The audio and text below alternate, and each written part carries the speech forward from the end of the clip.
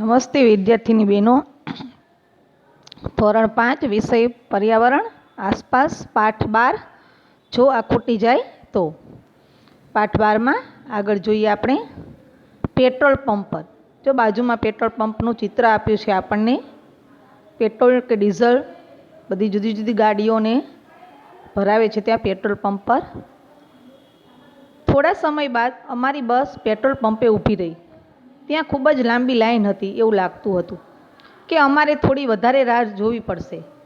અમે બધા બસમાંથી ઉતર્યા અને પેટ્રોલ પંપની આજુબાજુ જોવા લાગ્યા. અમે ઘણા મોટા પાટિયા અને પોસ્ટર જોયા. ખનિજ તેલ શબ્દનો ઉપયોગ પેટ્રોલ, ડીઝલ અને ક્રૂડ ઓઇલ માટે કરી શકાય છે. પેટ્રોલ અને ડીઝલ કાયમ માટે રહેશે નહીં. બીજો પોઈન્ટ આપ્યો છે કે દરેક ટીપું વધુ સમય ચાલે તેમ કરો. જ્યારે તમે કાર ઊભી રાખો ત્યારે એન્જિન બંધ કરો. હવે અહીંયા તારીખ આપી છે આપણને કે 6/6/2019. ત્યારે પેટ્રોલ ડીઝલના ભાવ છે કે 68 રૂપિયા 64 પૈસે લીટર, 68 રૂપિયા 25 પૈસે લીટર. અમે સમજી ન શક્યા કે પેટ્રોલ અને ડીઝલ કાયમ રહેશે નહીં એવું શા માટે લખેલું હતું. અમે પેટ્રોલ પંપ પર કામ કરતા એક કાકાને તેના વિશે પૂછવા વિચાર્યું. અબ્રાહમે કહ્યું, કાકા, આપણે પેટ્રોલ અને ડીઝલ ક્યાંથી મેળવીએ છીએ? કાકાએ કહ્યું, જમીનમાં ઊંડે, ખૂબ ઊંડેથી. મંજુએ કહ્યું, પરંતુ તે કેવી રીતે બને છે? કાકાએ કહ્યું, તે પ્રાકૃતિક રીતે બને છે, પરંતુ ખૂબ ધીમે. તે માણસો દ્વારા કે યંત્રથી બનતું નથી.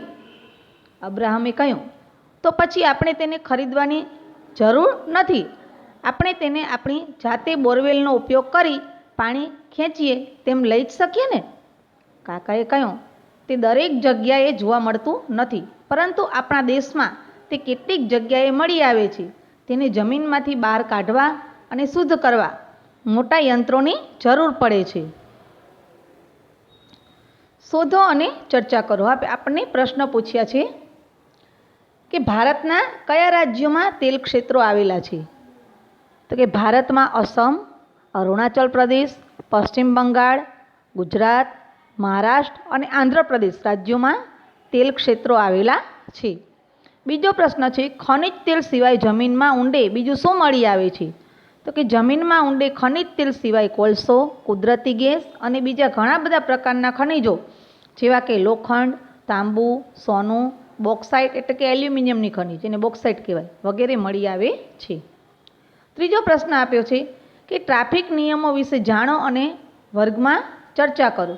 તો કે ટ્રાફિકના નીચેના નિયમોનું દરેક વાહન ચાલકે અને રાહદારીઓએ પાલન કરવાનું હોય છે. વાહન હંમેશા રોડની ડાબી તરફ ચલાવવું ફરજિયાત છે. ટ્રાફિક વધુ હોય ત્યારે વાહનની ઝડપ મર્યાદિત રાખવી.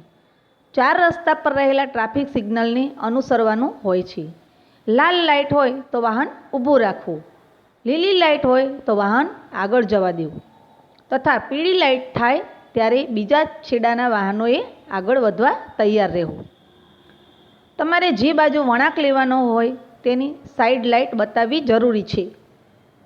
બમ્પ હોય, શાળા હોય, દવાખાનું હોય અથવા જાહેર સ્થળ હોય તો વાહનની ઝડપ ધીમી પાડવી. રસ્તા પર વિવિધ સિગ્નલો હોય છે, તેને નિયમ મુજબ અનુસરવાનું હોય છે. રાહદારીઓએ 4 રસ્તા પર રસ્તો ઓળંગવા માટે ઝીબ્રા ક્રોસિંગનો ઉપયોગ કરવાનો હોય છે. પછીનો પ્રશ્ન આપ્યો છે કે આપણે પેટ્રોલ અને ડીઝલનો વિવેકપૂર્વક ઉપયોગ કરવો જોઈએ. શા માટે? તો કે આજના યુગમાં જે રીતે વાહનોનો વપરાશ વધ્યો છે તેના કારણે પેટ્રોલ અને ડીઝલ પણ વધુ પ્રમાણમાં વપરાય છે. તે જોતાં એમ કહી શકાય કે હવે આગામી 50 વર્ષ સુધી ચાલે તેટલો જ ખનિજ તેલનો જથ્થો જમીનની અંદર બાકી રહ્યો છે. પેટ્રોલ અને ડીઝલ જેટલું ઝડપથી વપરાય છે એટલું ઝડપથી જમીનમાં બનતું નથી. જમીનની અંદર બનતા તેને લાખો વર્ષો લાગે છે. તેથી આપણે પેટ્રોલ અને ડીઝલનો વિવેકપૂર્વક ઉપયોગ કરવો જોઈએ.